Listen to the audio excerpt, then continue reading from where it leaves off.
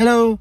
Just want to inform everyone, especially sa mga bago, na yung Interac transfer natin ay hindi naman to bawal pero kailangan lang natin i-minimize natin to kasi dito kasi sa bansang Canada, monitored yung mga transfers natin. Yung transfers is yung pagta-transfer mo ng pera through your bank sa ibang tao.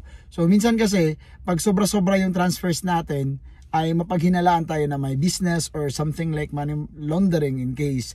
Pero dito guys, kailangan i-monitor natin ito para hindi tayo ma-question ng government kasi monitor tayo ng government. So may mga random check kasi. So in case na ma-random check tayo, yun yung mangyayari. You really have to explain kung saan yung pera nang galing.